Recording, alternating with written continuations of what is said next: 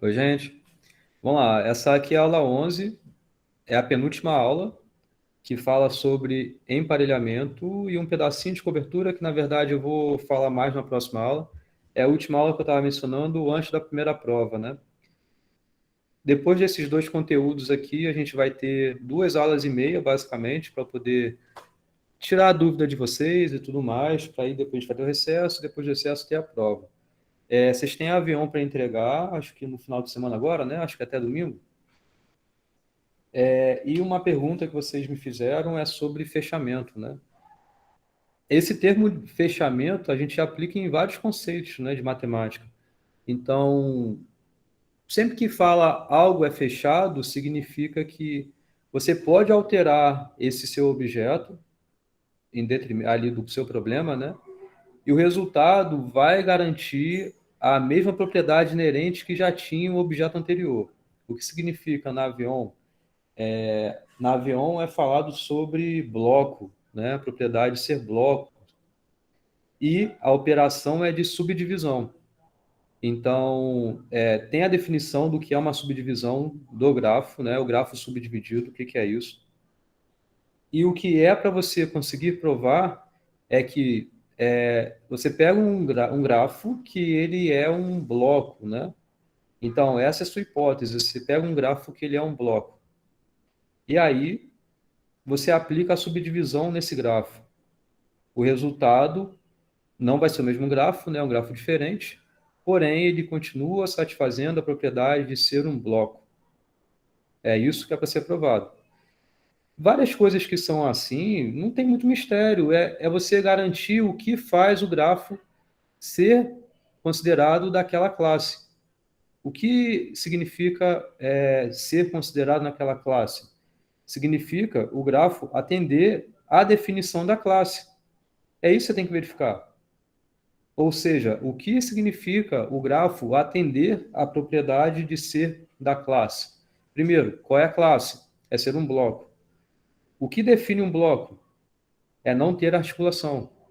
Então, é isso que você tem que argumentar, é que fazendo essa operação de subdivisão, você continua não tendo uma articulação. É simples, não tem muito o que você pensar em caminhos de demonstrar isso. O ponto é, como é que você vai garantir isso? De não ter criado uma articulação. E aí é só trabalhar um pouquinho a escrita disso. É você falar, por exemplo, o que faria ter criado uma articulação naquele grafo. É viável? Isso é possível dado a operação de subdivisão? Então tem que voltar um pouquinho e entender o que significa a operação de subdivisão. E entendendo bem essa definição, e para entender bem a definição é o quê? Primeiro, enxergar o que está sendo feito ali. É você conseguir fazer exemplos também, e isso vai ajudar um pouco a ter melhor essa malícia do que significa essa operação de subdivisão. E é só garantir isso. Isso não é nada assim que vai encontrar em materiais ou coisas do tipo, mas é uma consequência da própria definição. E essa definição é aplicada a essa estrutura aí, a essa classe específica aí, tá? Então, bom, isso foi um pouco da dúvida que vocês tiveram, né? Alguns me perguntaram por e-mail, outros no Classroom, então meio que falando e estando gravado isso, pode ser que ajude. Bom, vou continuar aqui, vou falar sobre a aula então. Na aula passada eu falei sobre emparelhamento, na verdade foi a primeira aula sobre esse assunto, e eu defini o que é o emparelhamento. Na aula passada eu também falei sobre grafos hamiltonianos, né? Então tinha alguns resultados lá que envolviam grafos hamiltonianos. Mas hoje, focando em emparelhamento, vimos lá alguns conceitos que eu vou aplicar aqui. Vou relembrar um pouco desses conceitos ao longo aqui dos próprios conteúdos que vão estar aqui, tá? Então, vamos começar por esse teorema, que na verdade eu enunciei na aula passada, e aqui eu vou provar ele, que é o teorema de Berge, tá? O teorema de Berge se refere a você estar considerando num grafo um emparelhamento máximo, certo? Então, a gente tendo um grafo M é um emparelhamento máximo desse grafo, se e somente se esse grafo não contém caminho M aumentante. Bom, então qual é a primeira definição que a gente tem que ver e relembrar aqui? Primeiro, é claro, de emparelhamento. Depois é o que é um caminho M aumentante, né? Porque antes de conseguir entender a demonstração, tem que entender o enunciado. Para entender o enunciado, tem que lembrar as definições que a gente viu, né? Então, um emparelhamento num grafo, ele é o quê? Ele é um conjunto de arestas desse grafo, na verdade é um subconjunto do conjunto de arestas do grafo, de modo que duas arestas desse conjunto não têm vértice em comum, certo? Então, você pode pensar basicamente como arestas isoladas aí, que elas não têm vértice em comum, tá legal? Então, isso é um emparelhamento. O emparelhamento ele é máximo quando ele tem o maior emparelhamento possível ali, do maior tamanho, né? É o tamanho do... Na verdade, é o emparelhamento que possui maior tamanho, ou seja, é o emparelhamento que possui maior número de arestas possíveis ali, certo? Isso vimos na aula passada, tá? E aí, o que a gente... Uma outra coisa que é falada aqui é sobre caminho M alternante. Alguém lembra disso aqui? Quer falar um pouco? Alguém pode falar sobre isso? Consegue falar um pouco sobre isso?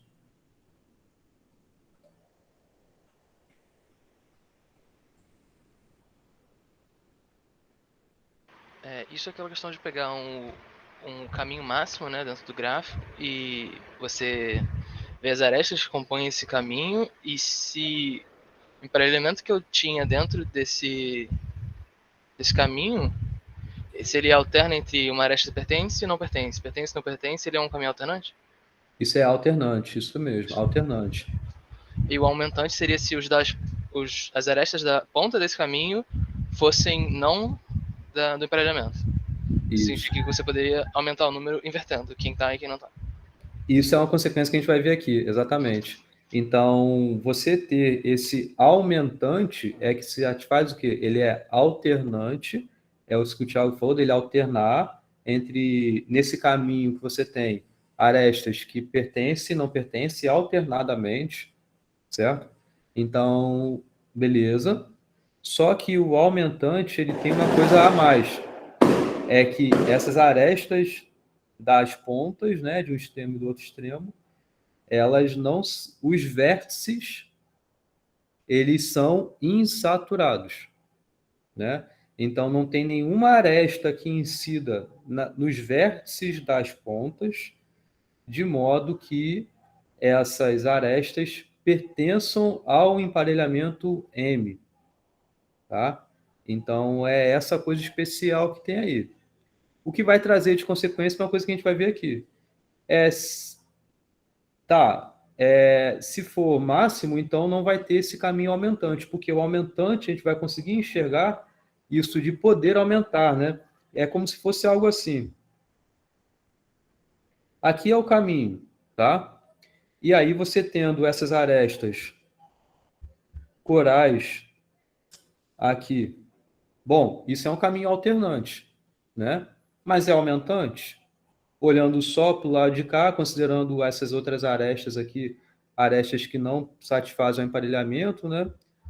Não, porque você tendo essas arestas extremas, esse vértice ele pode ser insaturado, mas esse ele é saturado, né?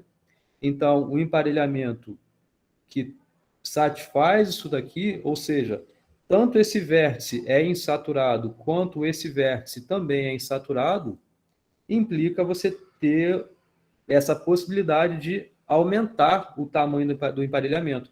Independente do que esteja aqui em volta, pode ser que tenha um monte de aresta aqui em volta que pertence ao emparelhamento. Não importa. Mas se esse vértice é insaturado, nenhuma aresta que está nele pertence ao emparelhamento. A mesma coisa que está aqui. Nenhuma aresta que incida nesse vértice pertence ao emparelhamento. Então, por isso que nesse caminho é possível que você aumente, certo? Porque aumentar significa gerar um emparelhamento maior. E como é que você faz isso? Basta você trocar essas arestas corais do emparelhamento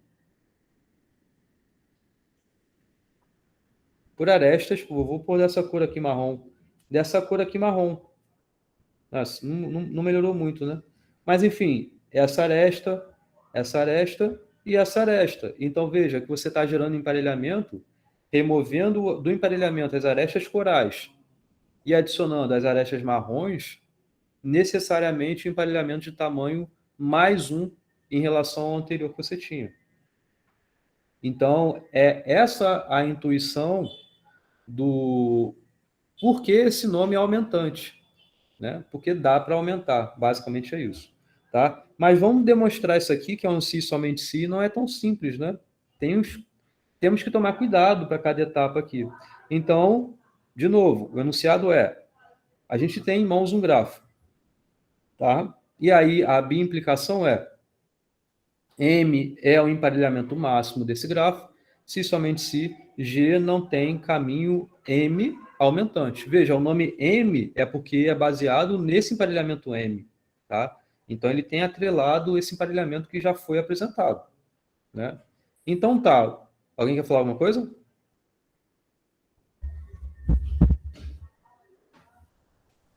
Não? Tá. Então, primeira etapa é a ida da demonstração, tá? A ida da demonstração, então, o que a gente quer, né?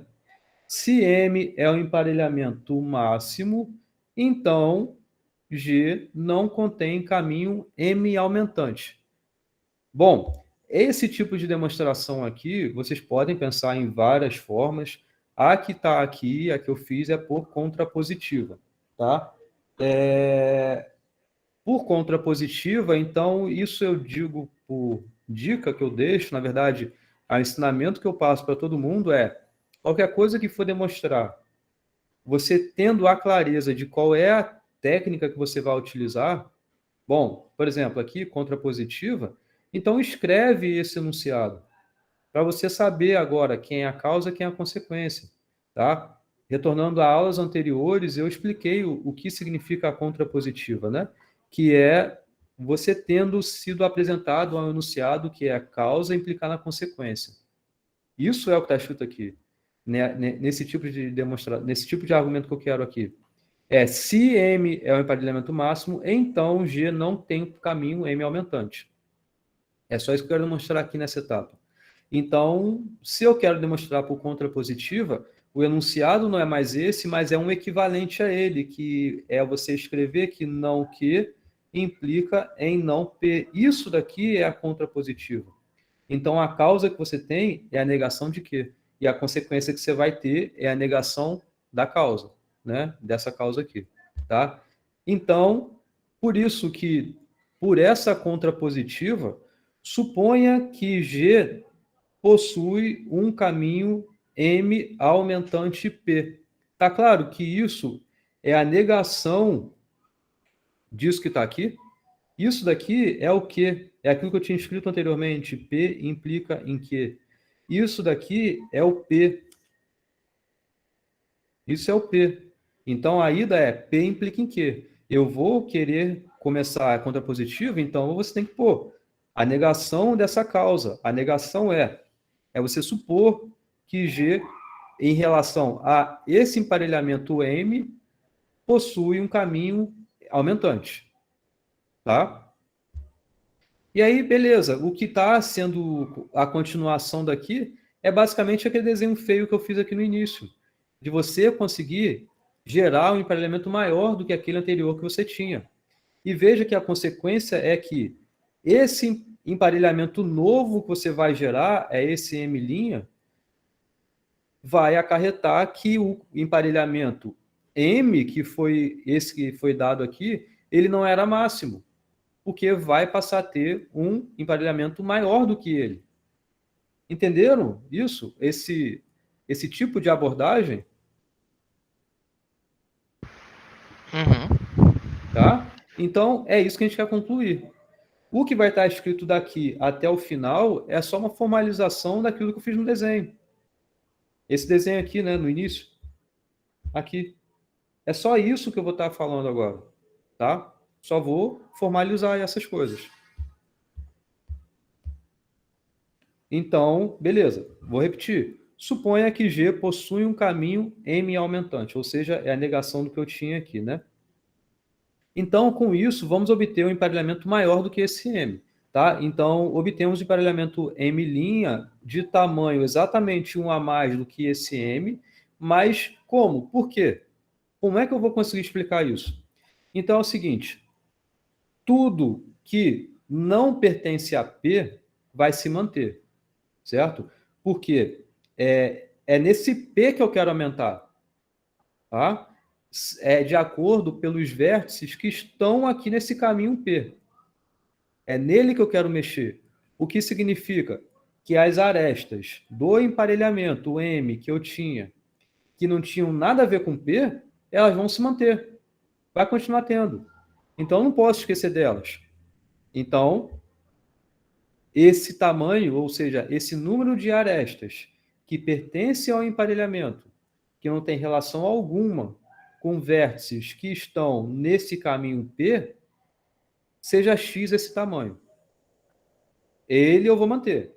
Então, eu estou gerando aqui esse M', o emparelhamento, eu quero gerar o emparelhamento maior do que o emparelhamento anterior.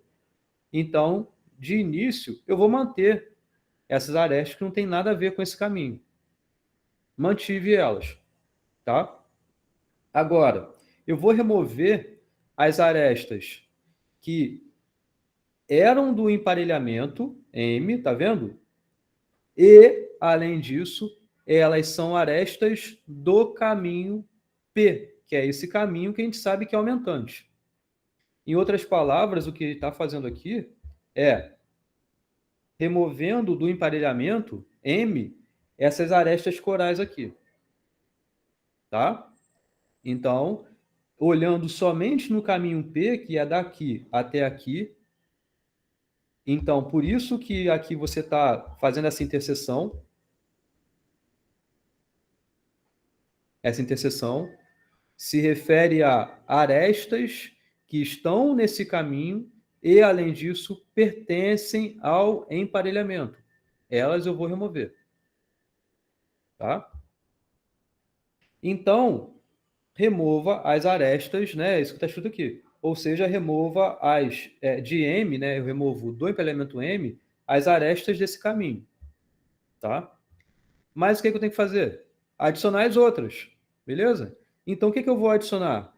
As arestas que estão no caminho, porém não estão no emparelhamento M que eu tinha inicialmente. O que isso aqui significa? É justamente eu adicionar essas arestas marrons aqui. Adicionar essa e essa. Tá? Entenderam a receita? É justamente o que eu tinha feito aqui. Só estou formalizando ali a escrita. Fala, Thiago. Está. Quer dizer, M já não está garantido que está contido em P? Você pode me dar um contra-exemplo disso? M, fala de novo, desculpa. M, ele não está contido em P, pela definição de P? Não. Você pode me M dar um é um exemplo em que M? M é um emparelhamento do Porque tem, grafo pode ter todo. fora, né? Fora Por isso que eu desse. estava falando desses Sim. foras aqui. Saquei. Essas Tinha arestas do esquecido lado de disso. fora, elas vão continuar tendo, e está em M. Por Uhum. isso que teve aquele primeiro ponto. Você manter essas arestas aí. Saquei. Por isso que nesse segundo passo eu estou me referindo ao caminho. Uhum. Então, isso aqui é só um jeito formal de falar isso que eu tinha desenhado. Entendeu? Tá bem, obrigado. Então, fiz esse processo de remoção, vou fazer esse processo de adição agora, que é justamente quem estava no caminho, porém não era do emparelhamento. Tá? Então, é isso que está escrito. Adicione as arestas do caminho que não pertenciam a M. Tá? Bom, agora é só fechar as contas, porque o que significa um caminho M aumentante? Tá? Então, primeiro, vamos observar isso que está escrito. Todo caminho M aumentante tem necessariamente quantidade par de vértices. Tá? Faz sentido isso? Lembra, é um caminho. O que significa quantidade par de vértices em um caminho qualquer que você tenha? Tem quantas arestas aí num caminho que tem uma quantidade par de vértices? Tem uma quantidade ímpar de arestas. em uma quantidade ímpar, porque num caminho é uma árvore, e você sabe que é sempre a quantidade de vértices menos um o número de arestas. Então, se você tinha uma quantidade par de vértices, em outras palavras, você está dizendo que você tem uma quantidade ímpar de arestas, e faz sentido isso num caminho M aumentante, você ter uma quantidade ímpar de arestas? Vocês enxergam isso? Veja, é caminho aumentante. O que significa aumentante? Significa que você inicia por uma aresta que não está no emparelhamento. O qual vai ser a seguinte? É uma aresta que está no emparelhamento. O que isso quer dizer? Quer dizer que você está casando, você está alternando esse casamento entre não pertencer e pertencer. Concorda? E qual é o fim? É uma que não pertence. Então, se você casa a cada dois um par, né? Então, não pertence, pertence, não pertence, pertence, não pertence, pertence. Ou seja, mas você está terminando com uma que não pertence. Então, você está fazendo uma quantidade ímpar de arestas aí.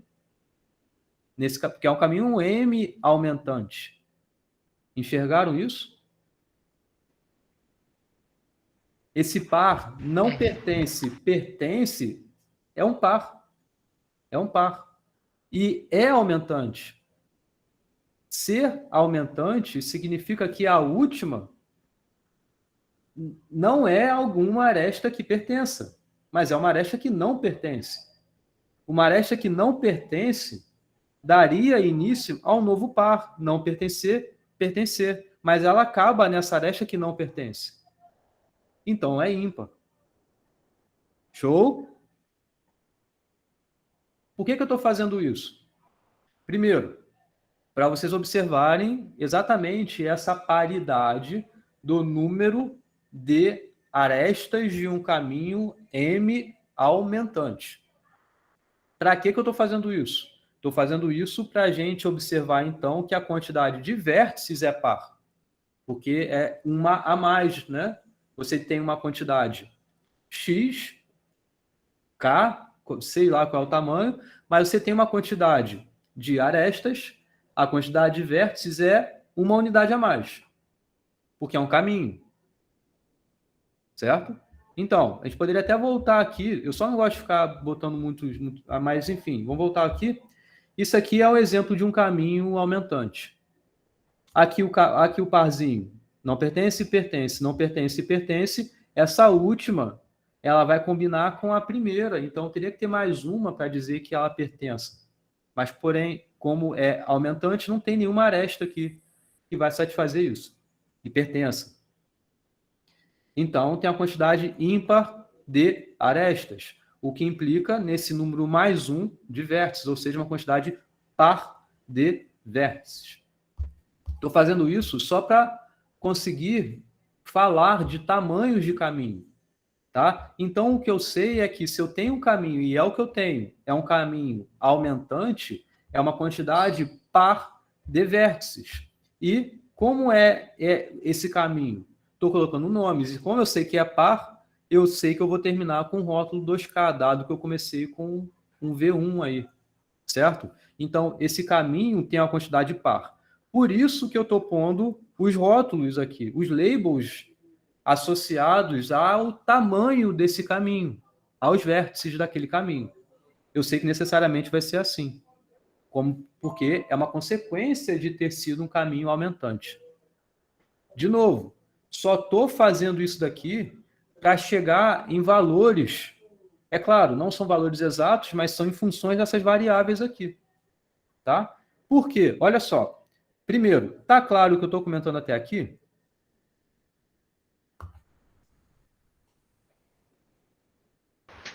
Acho que para mim tá sim. E para os demais? Beleza. Beleza? Beleza? Então, olha só. Tá, eu quero chegar à conclusão de que o tamanho disso é exatamente mais 1 do que o tamanho do emparelhamento que eu tinha antes. Tá? Então, eu sei que é o seguinte, vocês concordam que essas arestas aqui que eu estou mantendo vão continuar tendo? Então, vão continuar contribuindo com o mesmo tamanho que eu tinha? Porque eu não estou mexendo com elas. Estou mexendo com essas. Então, é nessas que eu tenho que saber quantas arestas eu tinha e quantas arestas eu vou ter agora. Por isso que eu estou fazendo essas continhas aqui. Tá? Então, vou continuar. Então, olha só. Qual era o tamanho do emparelhamento anterior que eu tinha? X são as arestas que não tem nada a ver com esse caminho aumentante. Tá? Bom, K mais 1 em relação a essas arestas que eu tinha aqui. Por que K mais 1? Alguém sabe me explicar?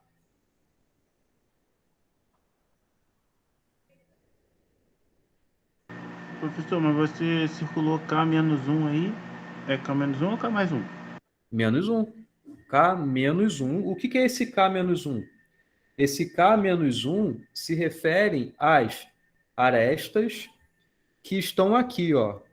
São as arestas que estão nesse caminho M aumentante e pertencem ao emparelhamento M. É o que eu estou dizendo, é o que eu estou querendo provar. E essa quantidade eu sei contar por conta desses rótulos que eu acabei de mencionar aqui. Tá? Então vamos lá, olha só. Concordo que isso é um caminho M aumentante? Vocês tinham entendido isso. O que significa um caminho M aumentante? É um caminho. E aí eu estou começando do V1, vou para o V2, vou para o V3 e eu vou continuando esse caminho, certo? VK menos 2, VK menos 1, VK, perdão, 2K, 2K.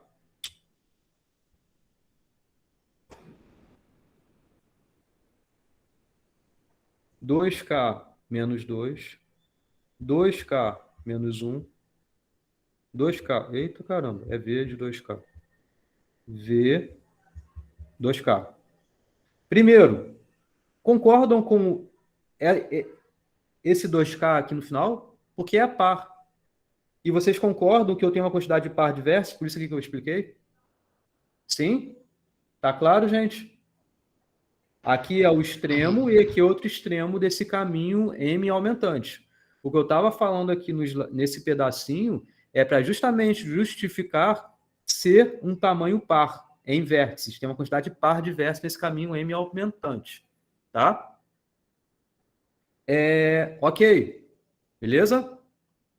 Posso continuar? Vou continuar. Então, mas é um caminho aumentante. O que significa? Esse vértice, ele não está no emparelhamento. Ele não tem nenhuma aresta, né, do emparelhamento indo nele. Esse vértice também não tem nenhuma aresta do emparelhamento M indo nele. Ou seja, do V2 até o VK menos 1, eu tenho arestas do emparelhamento. Concordam com isso?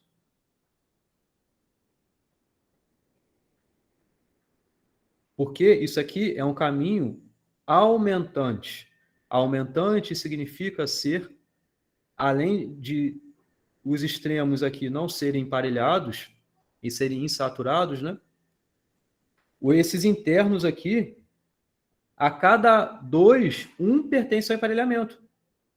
Então, esse aqui vai pertencer ao emparelhamento.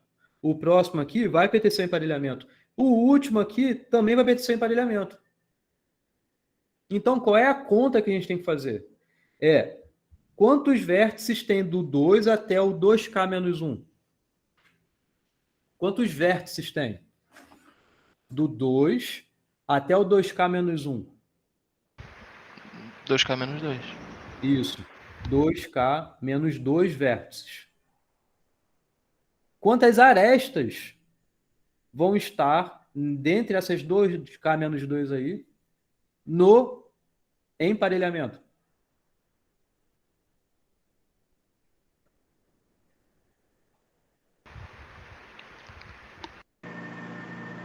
No caso, a metade disso? Perfeito, a metade disso. A metade disso. Porque sempre, todos os vértices que vão estar aqui vão estar no emparelhamento. Então, uma aresta vai estar associada a 2 vértices. Então, você pega e divide por 2, a quantidade de vértices divide por 2. Então, você tem K menos uma arestas deste caminho M aumentante que pertencem ao emparelhamento M. Então, você tem X arestas, que são essas arestas que estão aqui, que eu não estou me importando com elas, que é essa aqui de eu manter, mais K menos uma. Porque são as arestas que estão completamente fora desse caminho P, juntamente com as arestas que estão nesse caminho P. E que são do emparelhamento M. Isso é o emparelhamento M inicial. Agora, a gente vai ter exatamente no emparelhamento novo as mesmas arestas que já tinham lá de fora, vão continuar tendo. E você vai ter mais uma aresta em relação ao que você tinha. Por justamente você poder fazer sem problemas essa troca dos extremos. Então, é como se cada aresta que tivesse nesse caminho que pertencesse ao emparelhamento, você mandasse voltar. Então, aqui, associa essa aresta. Aqui, associa essa aresta. Exatamente a última que estava, associa a aresta anterior. O que vai ficar sobrando é essa aresta para também entrar no emparelhamento. Então, aqui, ó, você adicionou uma unidade nesse novo emparelhamento. Acabou. Entendeu? O que implica você estar gerando um emparelhamento maior do que o anterior. Ou seja, é a negação justamente dessa causa, que M não é o emparelhamento máximo. Porque tem um emparelhamento maior do que ele. Entenderam a demonstração do teorema de Berge? É a ida, né? É só a ida aqui. Beleza? Alguma pergunta?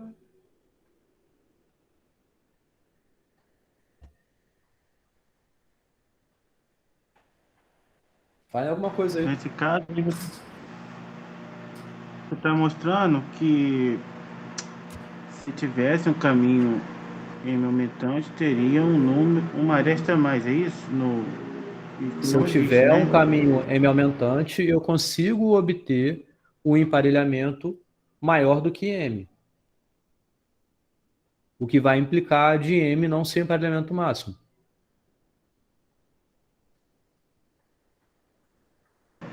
Certo. É justamente a contrapositiva dessa ida. A ida é, se M é o emparelhamento máximo, então no grafo não tem o caminho M aumentante. A contrapositiva é o quê? Se você tem um caminho M aumentante, então M não é o emparelhamento máximo. Veja, eu usei essa causa de M ter um caminho M aumentante. Então, eu sei que tem, em relação a esse emparelhamento M, um jeito de aumentar. Assim, é o que eu quero justificar aqui, é isso, né? Eu ter esse jeito de aumentar. E é isso que eu formalizei aqui escrevendo. De novo, não é a única forma que eu tenho de justificar essa saída, mas é um jeito. Tá? Isso aí parece já com absurdo, né? Não tem, eu sei que não é a mesma coisa, mas... É diferente. É diferente, porque eu até acho que em alguma aula eu falei um pouquinho disso. A contrapositiva é de uma implicação você ter essa negação da consequência e você só vai trabalhar nela, Leandro. A única coisa que você tem em mãos é isso. É só isso que você tem em mãos. E com isso você vai ter como consequência a negação da causa. É só com isso que você pode trabalhar. Então não tem nada de absurdo aqui. Tá? Isso é a contrapositiva. A contradição é você juntar duas coisas que não vão fazer sentido quando você junta. Que é você supor que ocorre a causa, então você vai trabalhar com uma conjunção dizendo que, olha, ocorreu esse P ocorre, ou seja, de fato, você tem um emparelhamento máximo, porém, você tem um caminho M aumentante. Então, sim, as duas coisas são bem parecidas. Você consegue, de uma, escrever uma outra demonstração por contradição. Mas do jeito que você vai escrever muda um pouco. Porque você vai utilizar essas duas informações ao mesmo tempo. Utilizar o fato que você está com um emparelhamento máximo e, além disso, que você tem um caminho M aumentante. A diferença das duas coisas é o seguinte: aqui eu não estou mencionando em momento nenhum, a não ser que no final, claro, que isso aqui é um emparelhamento máximo. Aliás, no final, só para garantir que não é um emparelhamento máximo, né? Mas, enfim, não estou utilizando esse P aqui em nenhum momento. Não falei em nenhum momento que esse emparelhamento M era máximo. Certo. Se fosse por contradição, você teria que falar que ele é.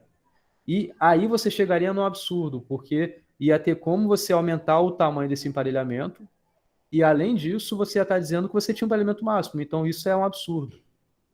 É parecido, mas é diferente. Entendeu? Ok. Tá? Isso foi só a ida, tá? Vamos para a volta. Tá, então não é máximo porque a menina tem cardinalidade maior.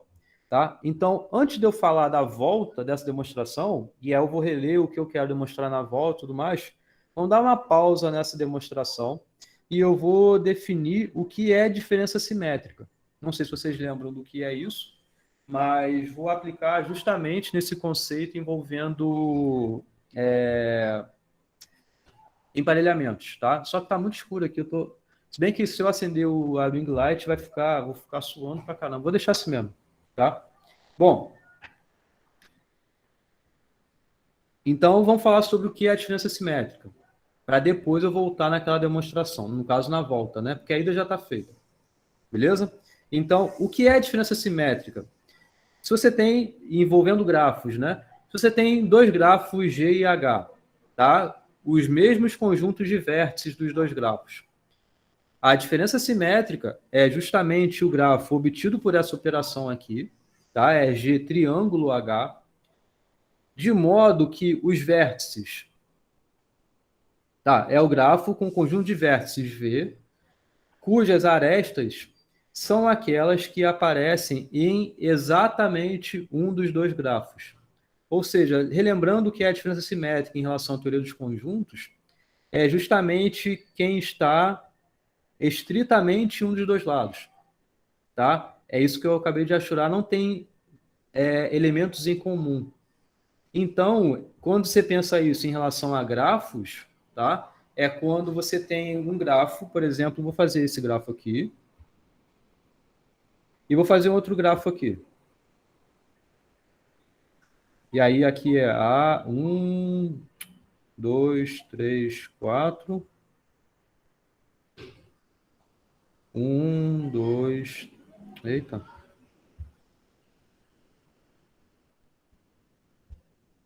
É 1, 2, 3, 4, 5, tá? Então, qual é a diferença simétrica aqui?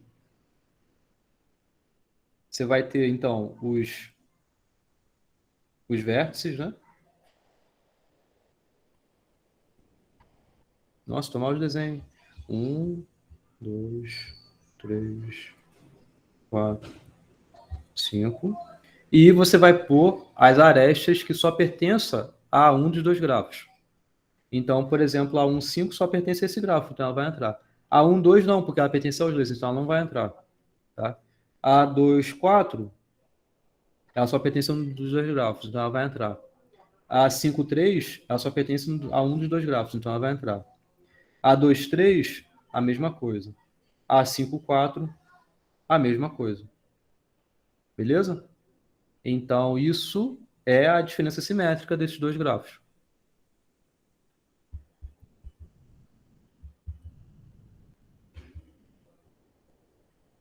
E aí, bom, para que isso?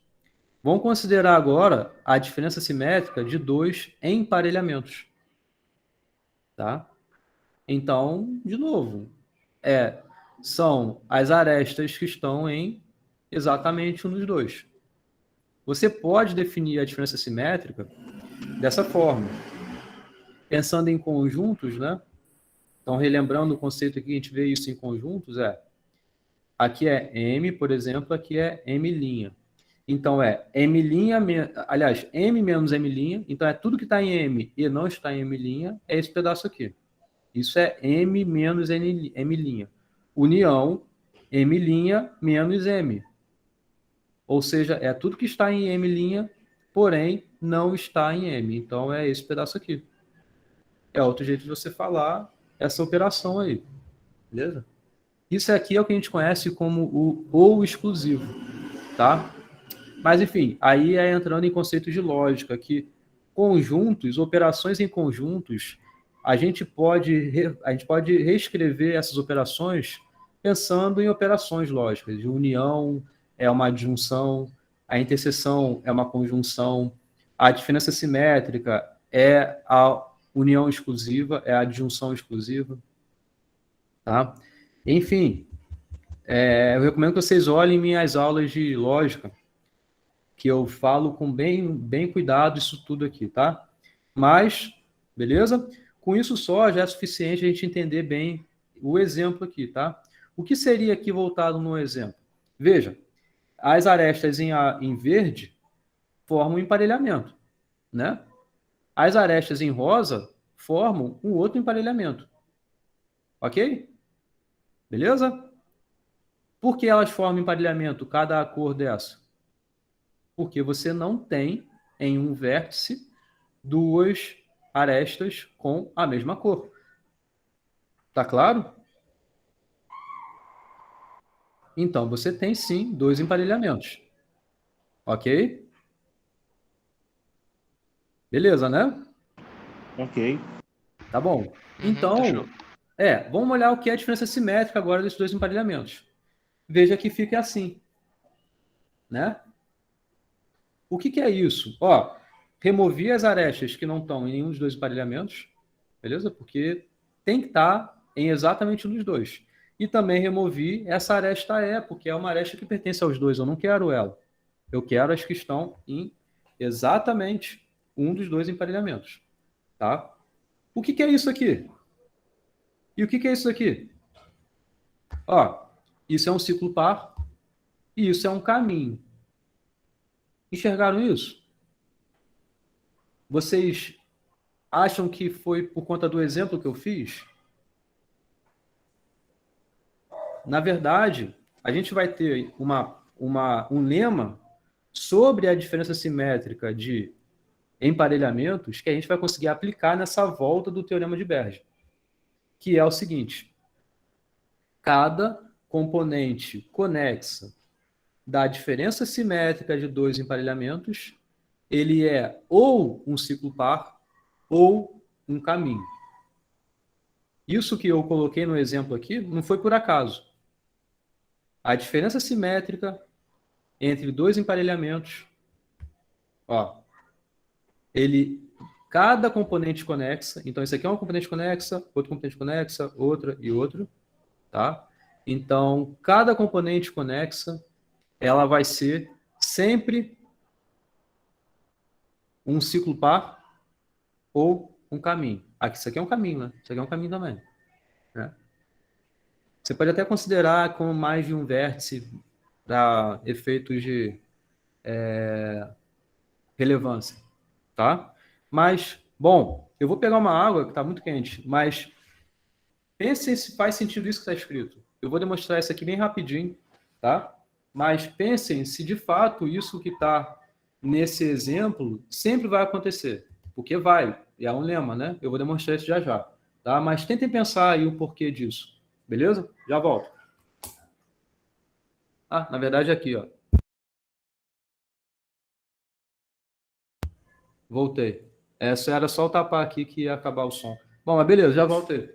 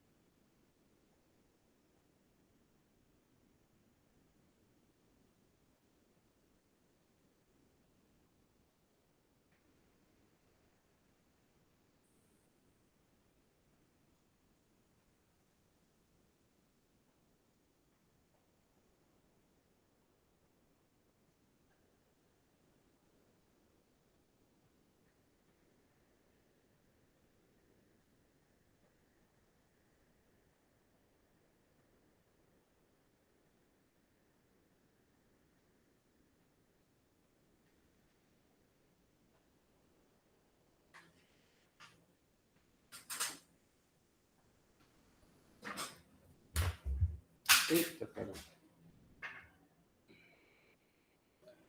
Voltei. E aí, enxergaram o porquê disso? Hum? Hum? Hum? É meio turvo pra mim ainda. Tá, então deixa eu continuar. Primeiro, estão entendendo o enunciado? Sim? Ou seja, repetindo, cada componente conexa da diferença simétrica entre quaisquer dois emparelhamentos que você tome, ele vai ser sempre um ciclo par ou um caminho. Tá? Então, vamos lá. Tentar demonstrar isso aqui. Você pode me tirar uma dúvida rapidinho antes? Claro. São dois emparelhamentos que podem existir ao mesmo tempo no. Tipo, que são desconexos um do outro. Desconexos não, mas tipo. Esses dois emparelhamentos têm ao mesmo tempo num grafo, de forma que arestas de um não estão em outro? Não, aqui pode ter, né? Aqui, ó. Esse E satisfaz isso. É uma aresta que possui os dois emparelhamentos. Ah, sim. Não tem problema Tá. não. O grande mestre, esse O fato grande desses mestre. dois. Eu tenho essa mania aqui, ó. Tem meu apelido aqui, é grande mestre. Grande mestre. Chama assim. Hum. Então, aí foi coincidência esses dois grafos aí, dos dois paralelos, ter esses 6 vértices aí e tal. Pra.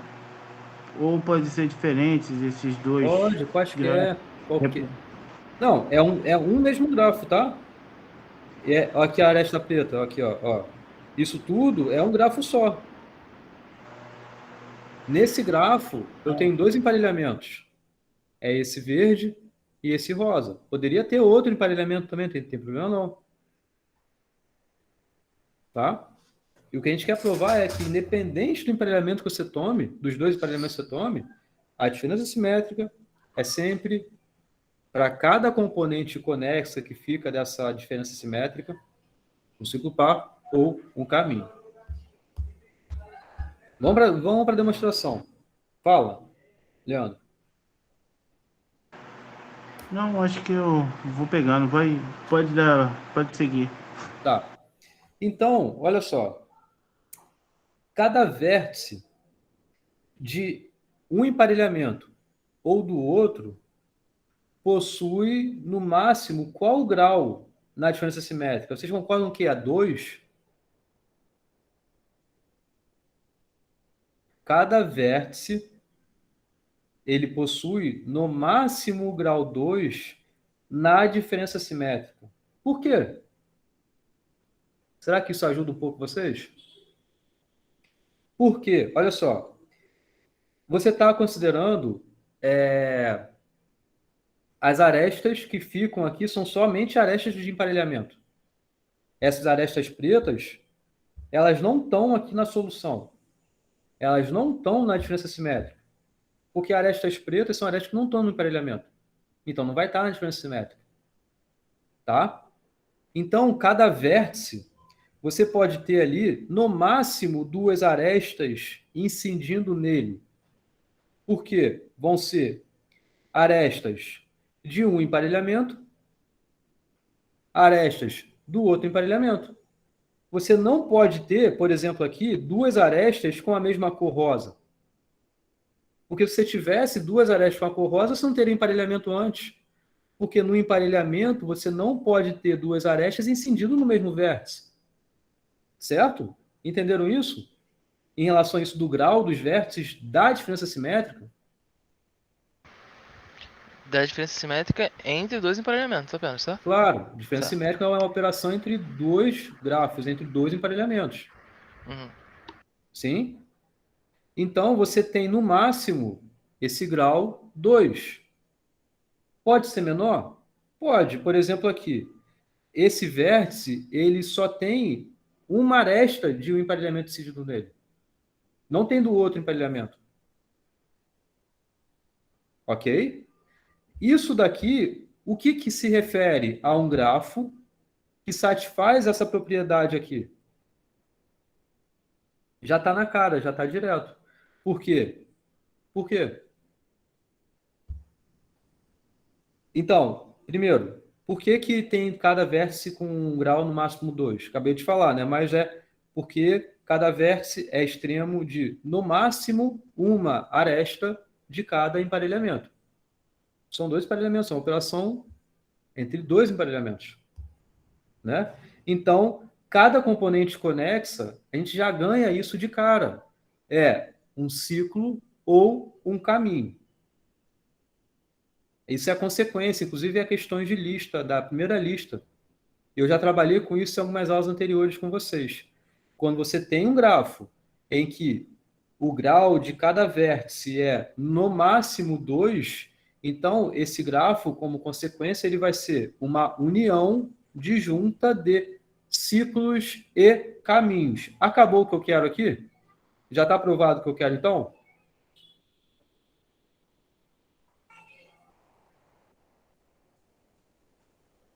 O que vocês acham? A consequência disso do grau é que eu tenha ciclos e caminhos. Acabou o que eu quero, gente? Eu acho que você provou que é um caminho, mas não que é um ciclo par. Isso, o caminho, beleza. Agora, para ver que tem um ciclo, pode ter um ciclo também, mas não que seja par. Como eu consigo argumentar agora em relação ao ciclo ter que necessariamente ser par?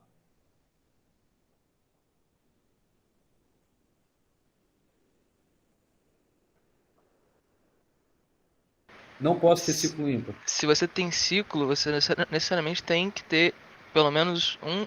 Quer dizer, tem que envolver os dois. Você não pode ter um só emparelhamento. Perfeito. Não posso ter só emparelhamento, tem que ter os dois.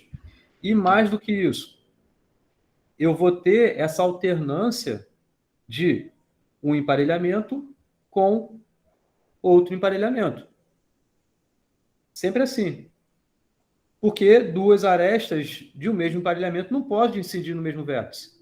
Então tem que alternar. Então você vai continuar. O emparelhamento, o outro emparelhamento. O emparelhamento, outro emparelhamento. O que isso quer dizer, então, em relação ao tamanho do ciclo? É que você tem sempre um par de um aresta de um e aresta de outro. Então se fecha um ciclo com Tem que ser par. pares de arestas. Isso aí. Então, isso daqui é o que eu não posso ter. Porque se eu tivesse uma quantidade ímpar, eu tentaria começar essa paridade, arestas de um, aresta do outro, aresta de um, aresta do outro, mas ia terminar com uma aresta que ia necessariamente incidir no mesmo emparelhamento, no mesmo vértice. Isso eu não posso. Então, tem que ser par. Certo?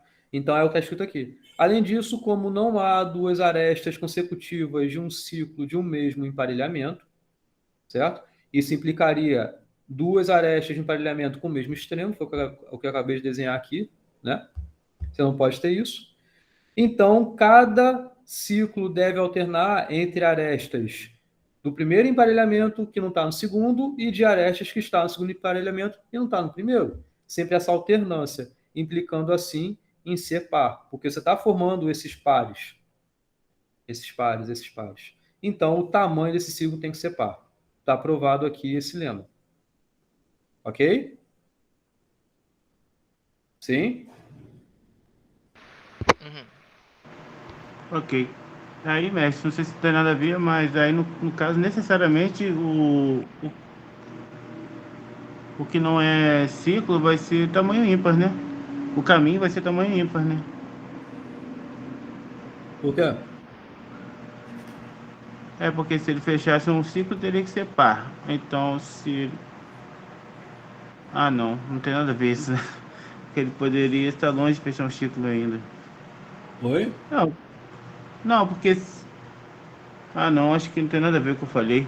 Eu tava pensando num caminho, mas já tivesse faltando só uma aresta para fechar um ciclo, mas aí deveria ser o caminho ímpar. Mas não necessariamente é isso, né?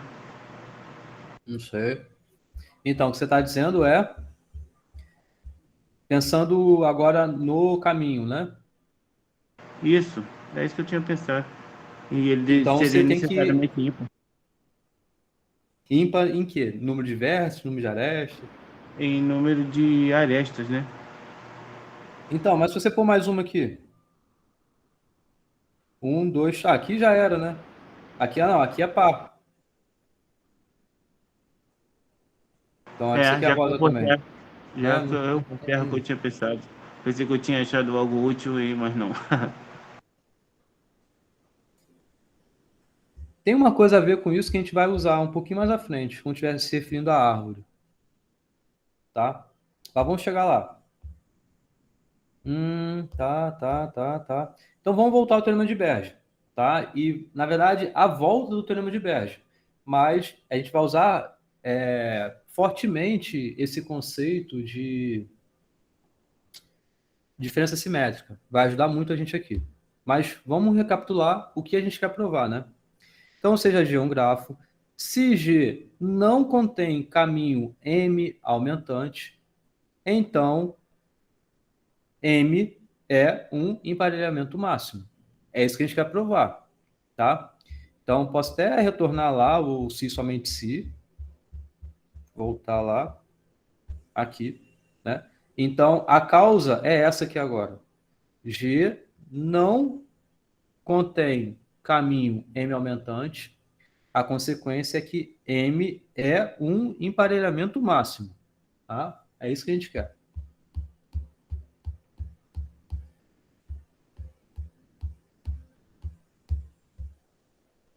Então, se G não contém um caminho M aumentante, então M é o emparelhamento máximo, tá? Então, vamos mostrar também pela contrapositiva. A contrapositiva aqui nesse teorema de Berge, eu acho que é um dos melhores exemplos em relação à contrapositiva. A gente usa isso tanto na ida quanto na volta, porque eu, do jeito que eu estudei, foi assim também, e eu achei super mais tranquilo provar assim, tá? Então, o que é a contrapositiva? De novo, tem que obter a negação da consequência, isso vai virar causa, e o que você vai querer chegar à conclusão é na negação da causa, certo? Então, suponha justamente a negação disso daqui. Suponha que G tem um emparelhamento M' de cardinalidade maior do que M. Tá? É a causa que você tem. É que M não é um emparelhamento máximo. Então tem um outro que é máximo. Na verdade, tem outro que é maior do que ele. Tá? É isso que é a negação. Tem outro que é maior do que ele. M' é esse emparelhamento de cardinalidade maior do que M. Tá? Então, vamos fazer a diferença simétrica desses dois emparelhamentos. Beleza? Desse emparelhamento M e desse emparelhamento M', que tem tamanho maior do que M. Tá? A gente sabe, do que a gente acabou de provar, que a diferença simétrica desses dois emparelhamentos é constituído por ciclos pares e caminhos. Certo? Beleza, né? Então, o que acontece? Olha só. Tá. Ciclos pares alternam entre arestas que pertencem ao primeiro caminho e não pertencem ao segundo, pertencem ao primeiro emparelhamento e não pertencem ao segundo, e de arestas que pertencem ao segundo, porém não ao primeiro, certo? Então, quando a gente tem um ciclo e esse ciclo é par, o que a gente ganha com isso? Os tamanhos das arestas, aliás, a quantidade de arestas em cada emparelhamento aí é igual nesses ciclos. Ok?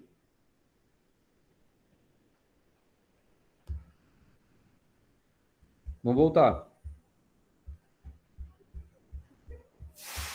Uma observação é, para quando a gente está olhando a diferença simétrica de dois emparelhamentos e o que a gente está considerando é um ciclo par, porque a gente sabe, a gente acabou de provar, sobra ciclo par ou caminho. Vamos olhar só para o ciclo par. Concordam que o tamanho das arestas é igual? A quantidade de arestas em cada emparelhamento é o mesmo? Porque é par, é tamanho par. Tem uma quantidade par de arestas.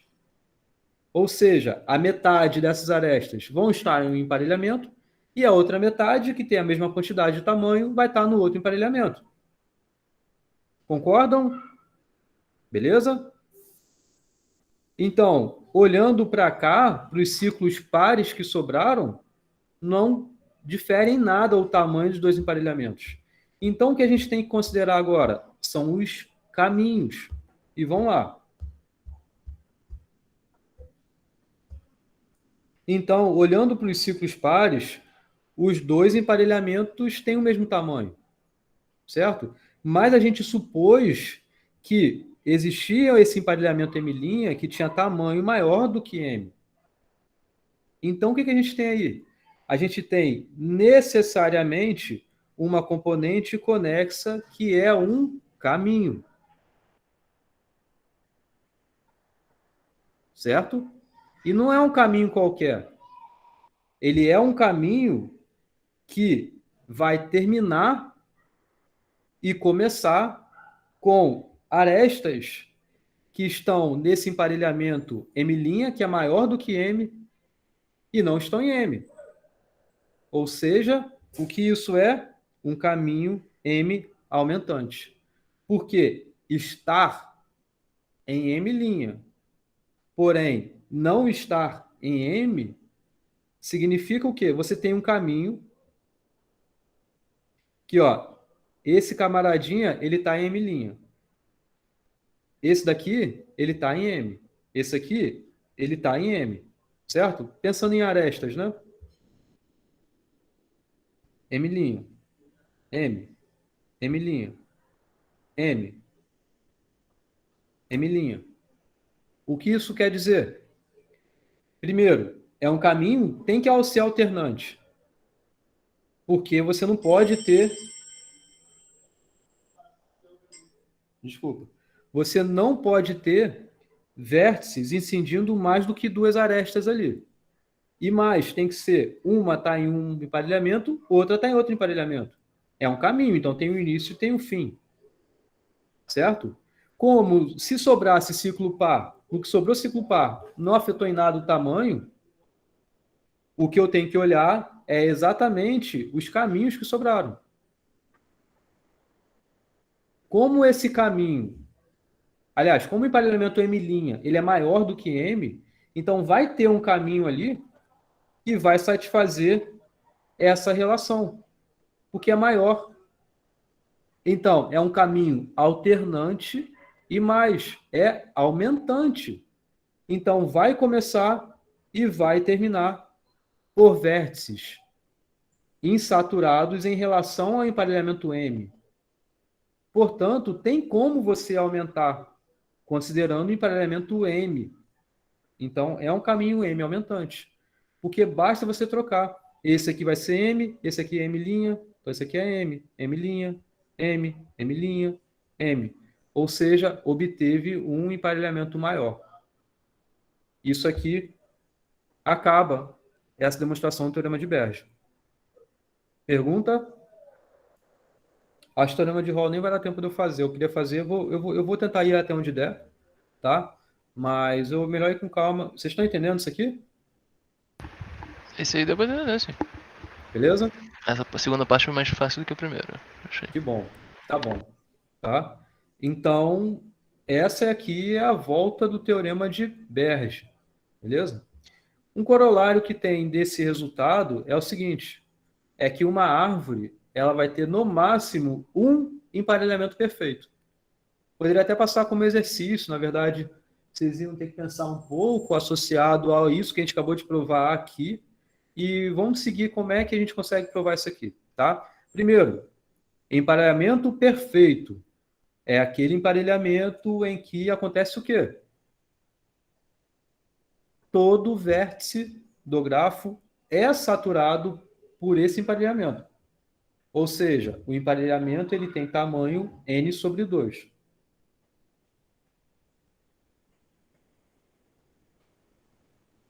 Tem uma quantidade par de vértices nesse grafo. Isso é necessário.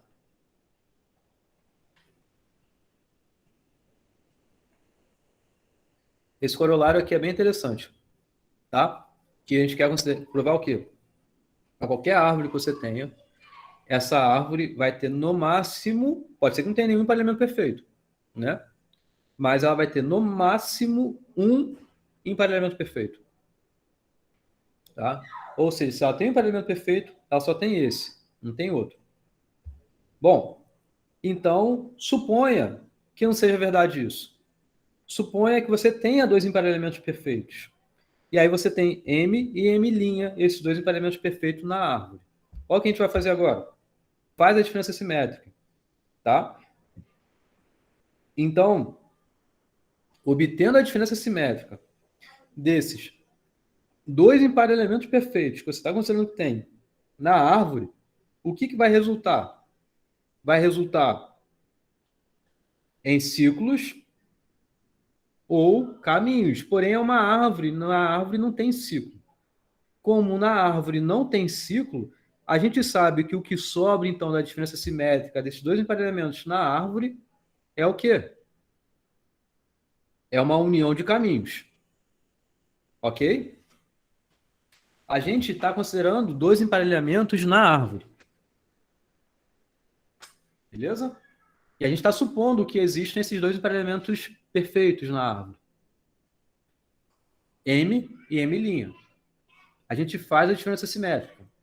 Ao fazer essa diferença simétrica, a consequência é que o resultado disso é uma união de caminhos. Você não tem ciclo, porque é uma árvore. E a gente provou que o que sobra da diferença simétrica é ciclo, par ou caminhos. Ciclo par não pode ter, porque é uma árvore. Então, só sobra a união de caminhos aí. Show? Agora, olha só. O que de especial a gente vai ter aí? Bom, como nessa árvore temos dois emparelhamentos perfeitos, todos os caminhos possuem uma quantidade ímpar de vértices. Concordam com isso?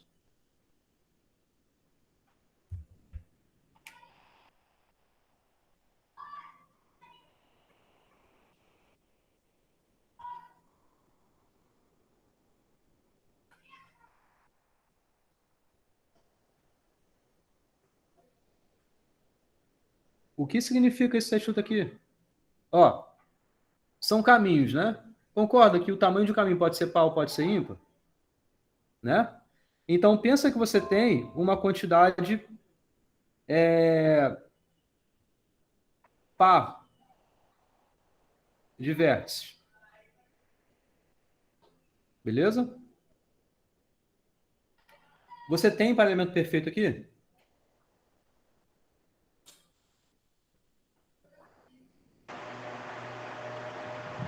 Não.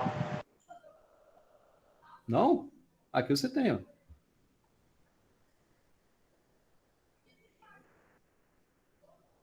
Ah, tá. Eu Você tem emparelhamento confundi. perfeito. Certo? Agora, assim, aqui você tem o emparelhamento perfeito?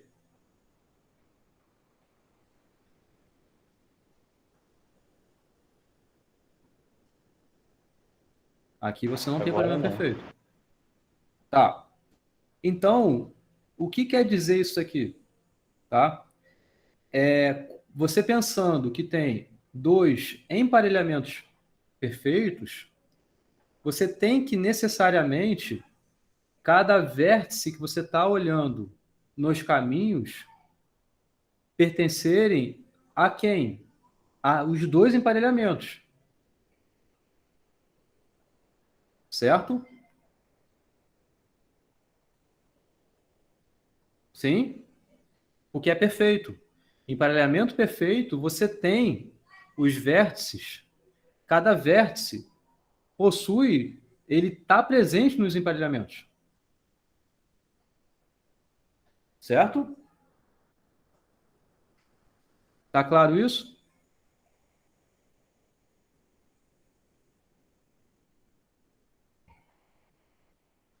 Não? Por que é isso que eu estou falando? Porque se não tivesse, ou seja, se tivesse um vértice que ele está no emparelhamento, mas não está no outro, quer dizer que esse outro não era perfeito, porque ele não estava no outro emparelhamento. Beleza? Então, todos os caminhos que você tem aí você tem que ter vértice que eles vão estar nos dois emparelhamentos. Essa quantidade ímpar aqui de vértices, na verdade, ela se refere a arestas, né? Quantidade ímpar de arestas. Beleza? Porque se tem perfeito, né? Quantidade par de arestas significa ter uma quantidade ímpar de vértices.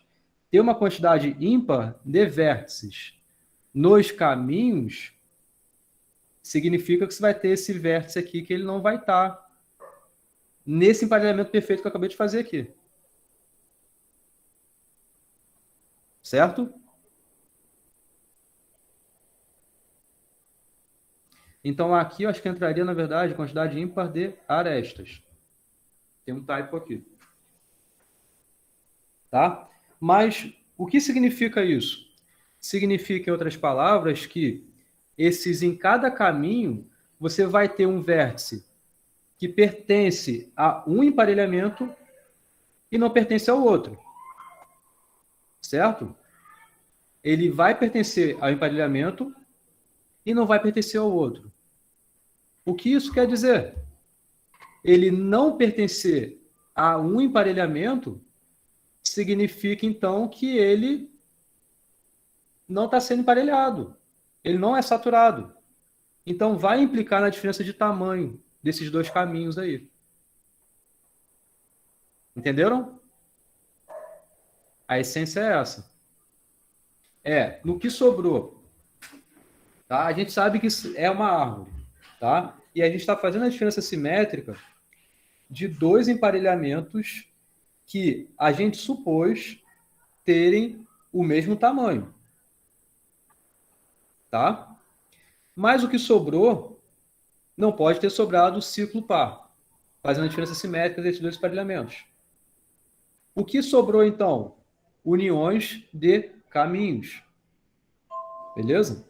Mas olhando com mais atenção esses caminhos, a gente vai ver exatamente essa alternância no tamanho desses ciclos. Por quê? Você supondo que tivesse emparelhamento perfeito, você não vai ter dois emparelhamentos perfeitos no caminho. Certo?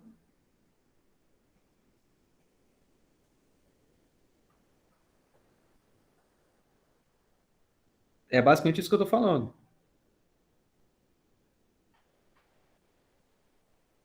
É essa conclusão que a gente está chegando. Que num caminho você não vai ter esses dois emparelhamentos perfeitos. E aí que vai chegar essa contradição, que os dois não têm o mesmo tamanho. Porque você vai ter necessariamente um vértice saturado, enquanto o outro não vai estar saturado. Por um dos dois emparelhamentos aí. Tá? Beleza? Alguma pergunta?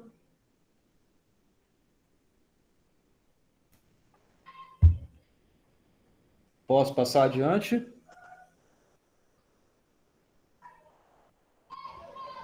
Acho que pode sim. Tá, então a gente considerou que os dois eram perfeitos, né? Então, na verdade, inclusive, tinha o mesmo tamanho. Então, essa é a contradição que a gente chega em relação a esses caminhos aí implicarem em tamanhos diferentes. Então, você quebrou aí, tá? Eu tenho 27 minutos para demonstrar o teorema de Hall, tá? Então, eu vou fazer o seguinte, eu vou demonstrar até o final da aula, tá? E aí, na aula que vem, como eu vou dar continuidade a isso, o teorema de Koenig aplica bastante o teorema de Hall e tal, eu vou, então, provavelmente recapitular esse teorema com vocês na próxima aula. Mas, como a gente tem tempo, eu vou trabalhar com ele aqui com vocês nessa aula de hoje. Beleza? Ele diz o seguinte, ó, se G é um grafo bipartido, então a gente está considerando aqui especificamente em relação aos grafos bipartidos, com bipartição x e y, tá? Então você tem essas duas partes aí da bipartição. Beleza, esse é o grafo. Então, G contém emparelhamento que satura todo vértice de X, se e somente se, tem um C aqui, né? A vizinhança de um conjunto de vértices que você pegue em X, a vizinhança dele, ou seja, são os vértices que eles enxergam em Y, tá? Na outra parte, é maior ou igual a esses vértices desse conjunto S que você considerou. Para qualquer conjunto S que você tenha considerado subconjunto dessa parte X. O que isso aqui está falando? Você tem as duas partes, X e Y, do seu grafo bipartido. Tá? Você tem X, você tem Y.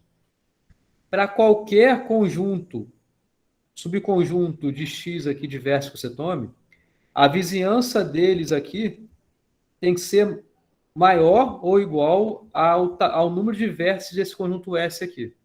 Isso aqui é o S. Entenderam? Isso daqui acontece, é uma condição suficiente e necessária para que o grafo tenha um emparelhamento que sature todos os vértices de X. O que quer dizer saturar todos os vértices de X? Quer dizer que você vai ter um emparelhamento em que todos os vértices desse conjunto X aqui vão estar com alguma aresta que pertence ao emparelhamento. Ok? Nessa demonstração tem umas figurinhas que eu acho que devem ajudar vocês. Tá? Mas veja, é um se somente se. Então, G contém um emparelhamento que satura todo o vértice de X, se e somente se a vizinhança desses vértices de S for maior ou igual ao número dos vértices de S para qualquer subconjunto de vértices, que é esse S, dos vértices de X. Para qualquer subconjunto dos vértices que você tome aqui, a vizinhança desse subconjunto, no outro lado, claro que é bipartido, então só tem vértice do outro lado, é maior ou igual ao próprio tamanho aqui desse conjunto S que você considerou. Posso provar?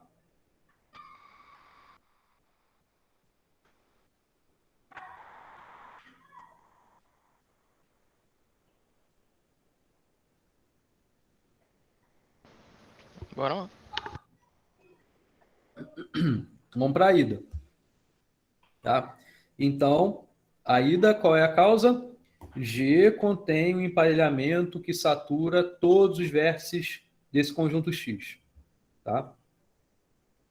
Então, o que significa isso? Olha, G contém um emparelhamento. Então, tem um emparelhamento naquele gráfico bipartido ali, em que todo vértice dessa parte X, ela é saturada. O que significa ser saturada? Significa ter uma aresta para cada vértice dessa parte X, certo? Que vai ter uma aresta, então vai ter uma aresta que vai pertencer ao emparelhamento, né? Então, olha só. Então, cada vértice desse subconjunto específico que você tomou, isso vai valer para todos, possui um vizinho, ou seja, o vizinho está do outro lado.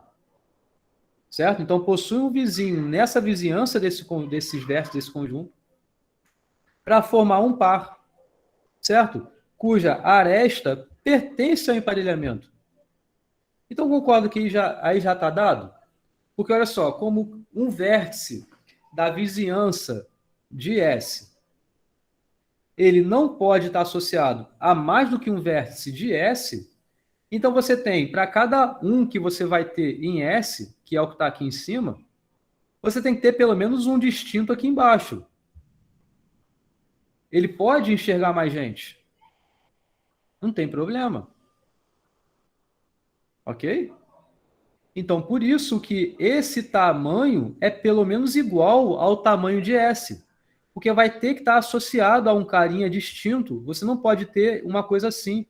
Essa está no emparelhamento, essa está no emparelhamento. Não pode, porque vai dar ruim nesse vértice aqui. Então, você tem que ter, dado que você tem como causa em que cada vértice que está aqui é saturado, então ele tem que ter uma aresta distinta da outra. E mais, um outro extremo distinto dele. Então, essa vizinhança desses vértices em S é maior ou igual do que o tamanho de S. Show? A ida está feita. Tá claro? Ok?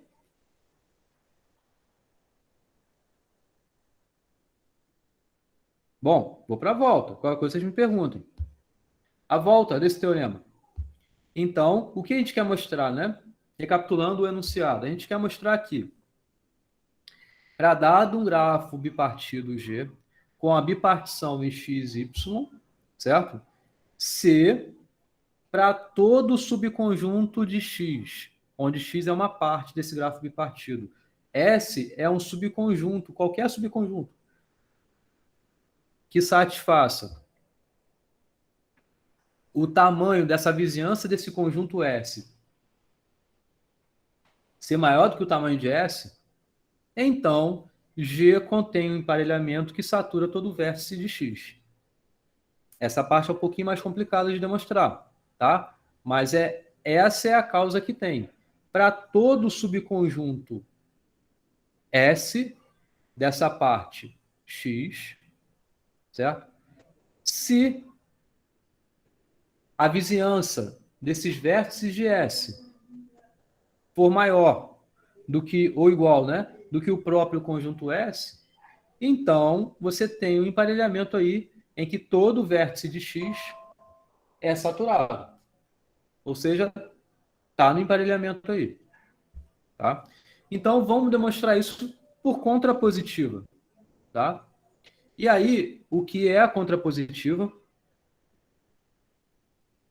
É justamente a negação disso tudo daqui e implicar nessa negação aqui. Uma dica que eu dou para vocês. Sempre que tiver um enunciado que se refira a todos os conjuntos, isso é a causa que você tem que avaliar, é complicado você tentar demonstrar isso de modo direto. Porque o que significa você avaliar essa causa aqui para todos os subconjuntos? Seria você avaliar a existência dessa causa para todos os subconjuntos e verificar a consequência disso. Já a contrapositiva melhora um pouco, porque a negação disso que vai estar aqui vai ter que implicar na negação. O que é a negação do todo? É existir. É existir algum conjunto que não satisfaça essa relação que está aqui. Então, vamos lá. O que quer dizer isso pela contrapositiva? Se G não contém um emparelhamento que satura todo o vértice de X, então existe a negação do para todo, existe alguém que não satisfaz isso.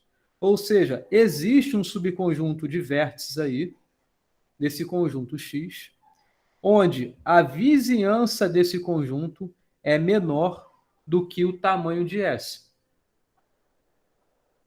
O que isso quer dizer? Em outras palavras, o que a gente está falando aqui? Se M é o emparelhamento máximo em G e M não satura todo o X, ou seja, o que isso quer dizer? Tem algum vértice de X, dessa parte X desse grafo bipartido, que não está saturada nesse emparelhamento M, tá? Então, vamos obter um conjunto S desse conjunto X. X é uma parte do grafo bipartido. Então, a gente vai conseguir obter um conjunto S, porque é justamente isso que a gente quer. A gente quer mostrar a existência desse conjunto S, que satisfaça a vizinhança dele, desse conjunto S, que no caso vai estar em Y, vai estar na outra parte, é menor, estritamente menor, do que o tamanho de S. Tá? Veja, isso que está aqui é equivalente a esse que está aqui, que é equivalente a esse que está aqui. O que eu estou fazendo nesse slide é só reescrevendo para chegar mais perto do que eu quero. E um parênteses que eu abro aqui esses detalhes, na verdade, não só aqui, mas em várias outras demonstrações que eu estou passando, tem nos livros, mas não essa redundância nos argumentos. E eu acho que é interessante ter para vocês verem o que de fato está querendo dizer aqui. Por exemplo, a demonstração de diferença simétrica no Bond-Murt, ele só aplica a diferença simétrica e pronto. E aí já meio que já dá o resultado por conta dessa aplicação que você já... Ele espera, na verdade, que o leitor já saiba, né? Então, cuidado, quando for ler, isso que está aqui talvez complemente bastante do que está na leitura lá dos livros, tá? Pelo menos é esse meu intuito de preparar o material, é dar essa base toda e ficar tudo autocontido aqui. Se não está entendendo, me pergunta, tá? Bom, continuando. Então, com essas equivalências, o que a gente quer, então, mostrar? Que M sendo emparelhamento máximo, que não sature todos os vértices, você vai ter um conjunto que satisfaça a vizinhança dele, que no caso vai estar lá em Y, na outra parte, vai ser de menor tamanho do que o tamanho desse próprio S. Tá? Então, veja, esse M é um emparelhamento que ele não satura todos os vértices. Ele não satura todos os vértices de X, significa, então, que necessariamente vai ter um vértice de X, que é esse U, que ele não é saturado por esse emparelhamento, e esse emparelhamento é máximo. A gente vai usar o teorema de Berge aqui também. Veja, é um emparelhamento máximo. O teorema de Berge mostra para a gente que, sendo máximo, você não tem o caminho M aumentante. Guarda isso. A gente vai usar. Mas, fato é, bom, você tem um emparelhamento máximo, tem um vértice que está em X que ele não está saturado. Isso não é problema, ok. Agora, vamos entender melhor como montar esse conjunto S, porque o que a gente quer é o seguinte, vamos obter, a gente quer obter como que, baseado nessas informações, a gente consegue obter um subconjunto dos vértices dessa parte X que satisfaça essa relação da vizinhança dele ser menor do que o tamanho desse próprio conjunto S. Veja, a gente tem que exibir. Vamos obter um conjunto que satisfaça. Tá? Então, vamos definir aqui. Olha só quem é esse S. É o seguinte. Dentre todos os vértices alcançáveis de U por caminhos M alternantes em G, vamos definir o conjunto S e o conjunto T. Vou colocar aqui a figura que vai ajudar melhor. Tá? Então, quem é S? S é o seguinte. É o conjunto dos vértices dessa parte X, tá? Dos caminhos M alternantes que partam de U. E U é um vértice que ele não está no emparelhamento. Ele não foi emparelhado. Ele não é saturado. Então, eu tenho a certeza que, bom, a primeira aresta que eu vou utilizar nesse caminho é uma aresta que necessariamente ela não está no emparelhamento. E o que eu quero formar, o conjunto S, é justamente por caminhos, pelos vértices que pertençam aos caminhos M alternantes que pertençam a X. O que isso quer dizer? Aqui, ó, U. Então, a aresta que eu vou utilizar, posso ter outras aqui. Nesse exemplo não tem, só essa. A aresta não vai estar no emparelhamento. Mas a próxima necessariamente vai estar, porque é a que eu estou montando em S, são os caminhos alternantes. Então, não está em S, não está em M no emparelhamento, a próxima vai estar. Então, porque é alternante. Pô, tá cheio de mosquitinho aqui. Então, não está no emparelhamento, está no emparelhamento. Então, esse vértice ele entra em S. Porque são os vértices alcançáveis por caminhos M alternantes que saiam de U. Então, veja, daqui vim para cá, não está no emparelhamento, daqui vim para cá, está no emparelhamento. Então, ok, esse é um vértice alcançável por U por caminho alternante. Agora, continuando, daqui venho para cá. Ó, não está no emparelhamento, está no emparelhamento, não está no emparelhamento, está no emparelhamento. Então, esse vértice, ele também entrou, porque ele é alcançável a partir de U por caminho M alternante. Continuando.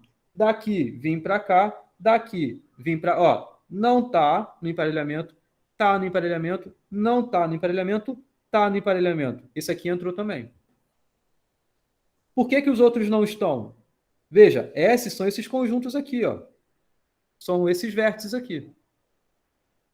Por que que esses aqui não estão?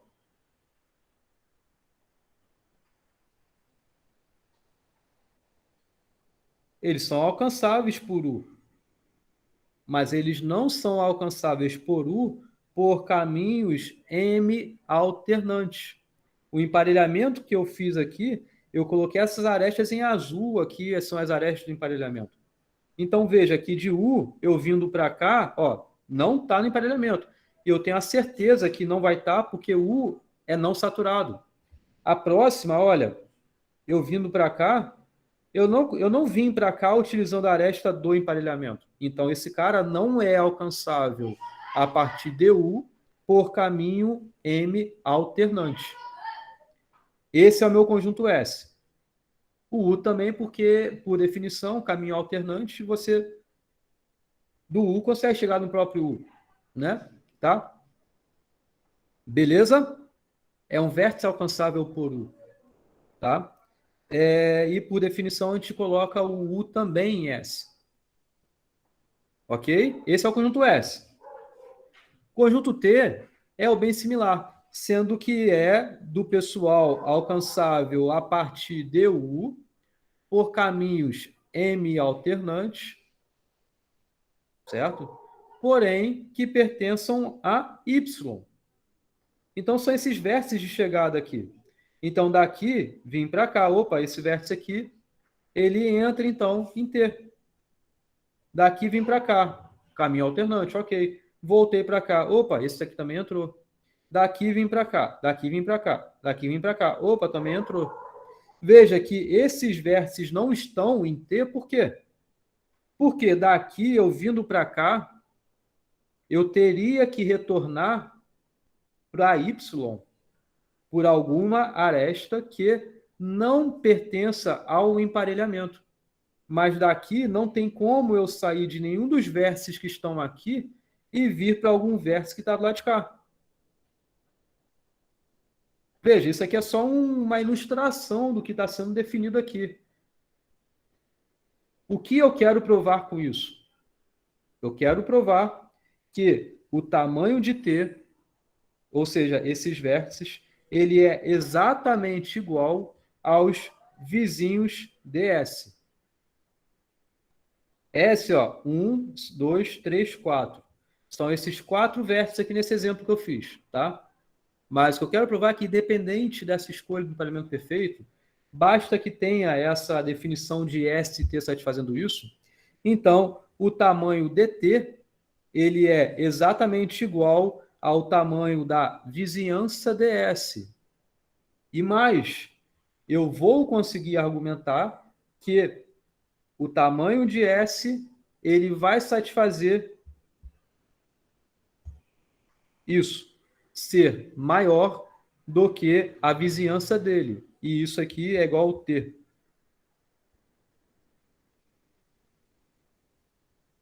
Tá? É isso que eu quero provar. Posso continuar? Beleza?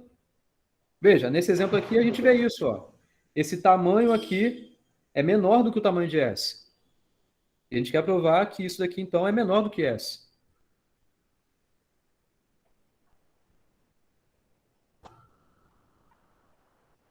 Alguém ia falar alguma coisa? Fala, Leandro. Não, você pode, beleza, pode continuar. Tá. Então, a gente já está chegando para o fim, tá? Que é o seguinte. Bom, M é espalhamento máximo, ele emparelha, né? T com todos os vértices que estão em S menos U. Por quê? O que está dizendo ali, né? M, ó, esse emparelhamento, ele de fato vai emparelhar todo o vértice que está em T com cada vértice que está aqui em S menos U. Porque U não está no emparelhamento. mas todos os outros que estão em S vão ter algum associado aqui em T. Então, cada vértice de T vai ter algum associado aqui em S menos U. É esse pessoal aqui. Concordam com isso? Porque é pela própria consequência da definição desses conjuntos. Porque o T ele foi definido dessa forma, em ter que passar de U para ele ir para algum que está em S, porque é o caminho que alterna. Então, alternar caminho significa o quê? Cada vértice que está aqui, você vai ter que ter um outro em X, que no caso aqui é do S, que a gente está definindo, que vai estar a aresta correspondente no emparelhamento. Porque é um caminho alternante. Então, isso porque todo vértice de T é de um caminho M alternante partindo de U, cuja aresta no caminho não pertence a M. Porque a gente vai partir de U por alguma aresta que não pertence. Mas a próxima vai pertencer, e o que vai acabar, então, em ter essa correspondência de 1 de T para alguém de S. Tá? Então, qual é a consequência disso? E dessa forma, percorre por Y, por vértices cujas arestas, retornando a S, estão em M. Então, justamente esse caminho de você sair de U, vir para cá, vem para cá. Essa aresta vai estar em M. Aqui continua por alguém que não está, mas a próxima vai estar. Tá legal? Beleza? Então, M emparelha T com exatamente o S menos esse vértice. Porque esse vértice não está saturado, mas os outros estão. Porque o S é definido dessa forma. O S ele é definido por arestas que estão emparelhadas, em outras palavras. Porque o S é dos vértices que estão aqui em X, que fazem parte desses caminhos alternantes aí. Então, alternante, a primeira não pertence, a outra vai pertencer. O que vai implicar, então, ter um vértice aqui em T associado a algum aqui em S.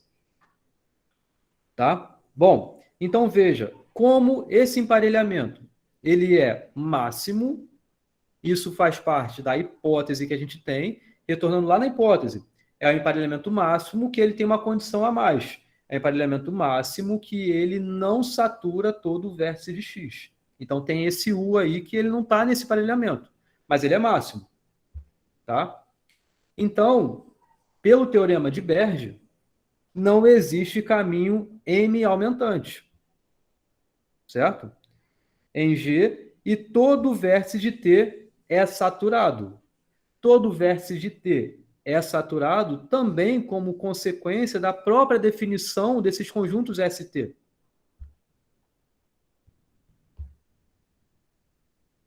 Aqui. Porque é alternante. Então, não está no emparelhamento, está no emparelhamento. Está no emparelhamento significa que o vértice que está em T está saturado. Todos os vértices de T são saturados. Certo? Assim, existe uma associação de cada vértice de T para um vértice de S menos U. É isso que eu estava falando. Só estou aqui reforçando essa informação. Tá? Bom, assim, tá, temos que T é exatamente o tamanho de S menos U.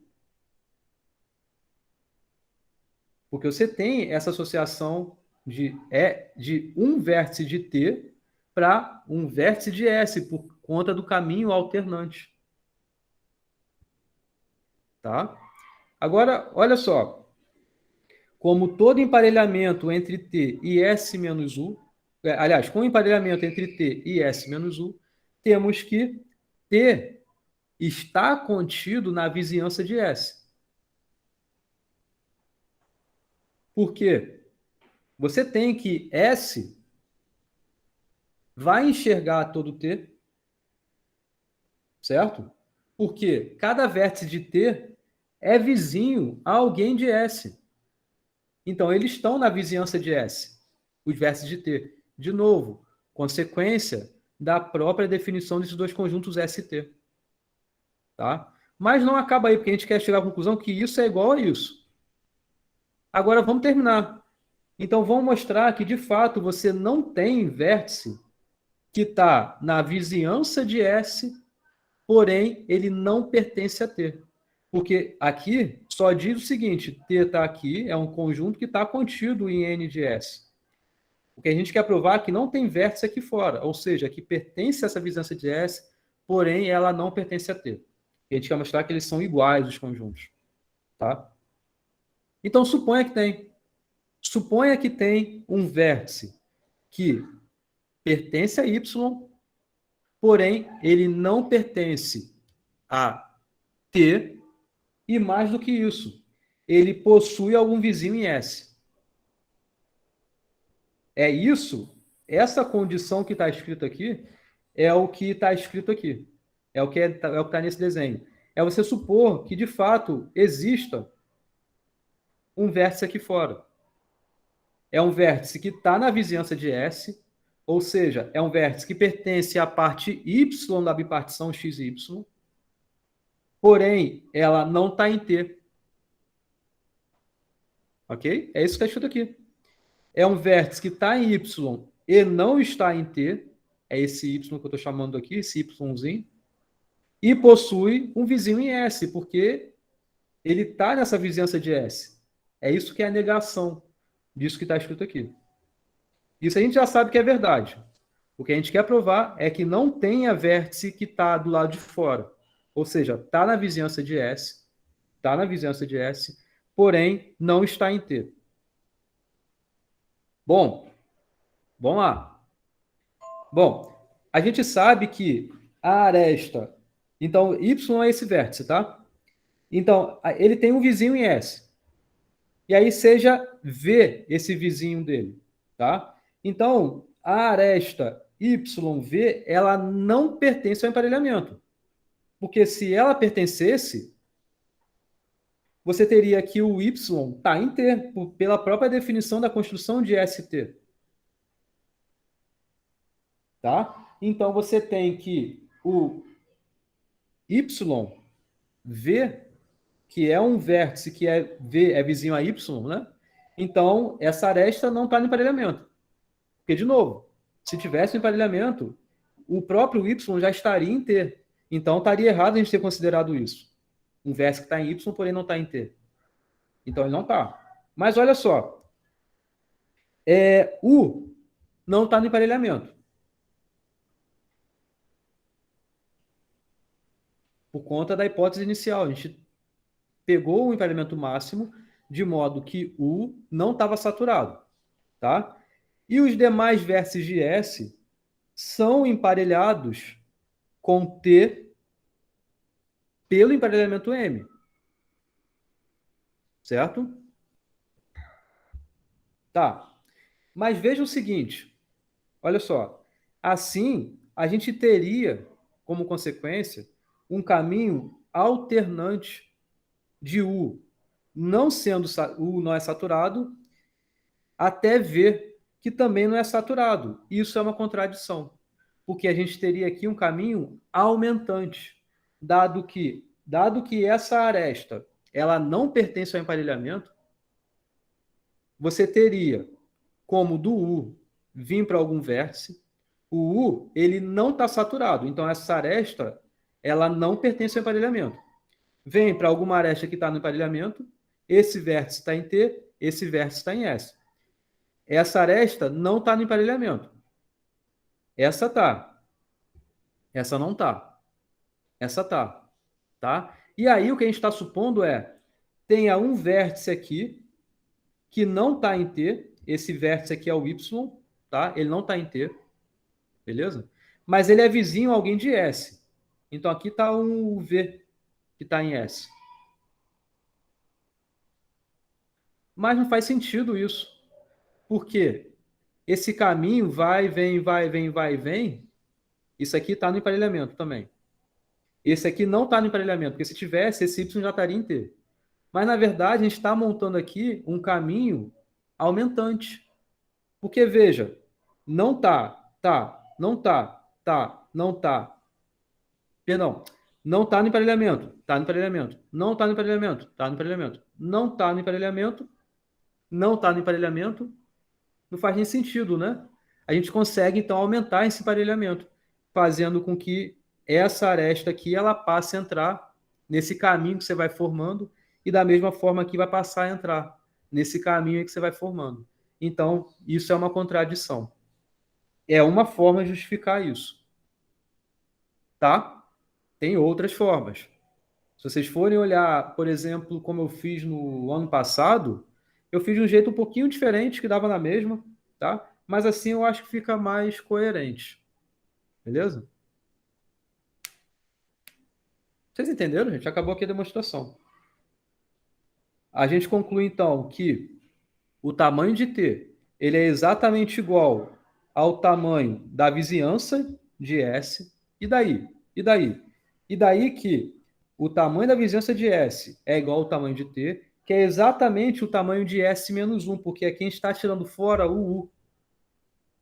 Porque para cada um vértice de T, a gente vai enxergar exatamente um vértice ds, que é somente o U que não vai estar sendo enxergado aí por esses vértices, não vai ter essa correspondência do U para algum vértice dt. Então, a gente chega à existência de um conjunto S, cujo tamanho dele é necessariamente maior do que o tamanho da sua vizinhança. E acabou. Porque é isso que a gente queria. É caso não ocorresse a consequência do que a gente tinha, ou seja, o emparelhamento máximo que não satura todos os vértices dx, então vai existir algum conjunto S dx cujo tamanho seja maior do que o tamanho da sua vizinhança. É isso que a gente conseguiu encontrar aqui. Tá? Eu peço que vocês olhem com atenção isso que eu estou fazendo aqui. Se tiverem perguntas, é só perguntar, claro. E na próxima aula a gente dá continuidade a isso. Ok? Ok. Era uma demonstração um pouco longa, mas se vocês forem rever isso com atenção, é uma sequência de várias redundâncias que eu estou falando aqui. Isso que está escrito é meio que a mesma coisa que está escrito aqui, aqui e aqui também. Eu estou explicando a mesma coisa de formas bem um pouquinho diferentes, para que um justifique melhor o outro, mas que na verdade são equivalentes. Tá? Eu poderia ter passado uma demonstração um pouco mais enxuta, mas talvez a visualização fosse um pouco pior. Tá? Então, revejam isso com atenção, comparem com os outros materiais aí, com os livros que vocês tiverem, tá? Qualquer coisa é só perguntar. Na próxima aula, então, eu acho que eu falei bem direitinho sobre essa demonstração. Se tiverem perguntas, vocês me falem. Se não tiver perguntas, já vou dar continuidade a isso. Tá? Que aí eu vou fazer uma primeira consequência, que é para quando o grafo for K regular, bipartido, K regular. Depois eu vou falar sobre cobertura, que é o finalzinho, são poucos dois resultados só, coisa do tipo. E tem o teorema de Koenig, que na verdade, inclusive, a gente usa bastante esse resultado do teorema de Hall. Tá? Eu vou postar o slide já com isso tudo, mas vocês vão ver que é rapidinho, dá para terminar isso. Essa demonstração aqui é a definição de cobertura. Tá, só a definição. E aí já tem o teorema de Koenig, que inclusive utiliza essa ideia do teorema de Hall também, que é corresponder o emparelhamento máximo com cobertura. É bem interessante isso. No caso, cobertura mínima. Tá? Bom, isso aí a gente vê na próxima aula. E é bom, inclusive, vocês reverem um pouco esse teorema também. Então, estudem, tá? Beleza? Qualquer coisa é só perguntar. Legal? Show. Posso encerrar? Uhum. Vou interromper a gravação aqui.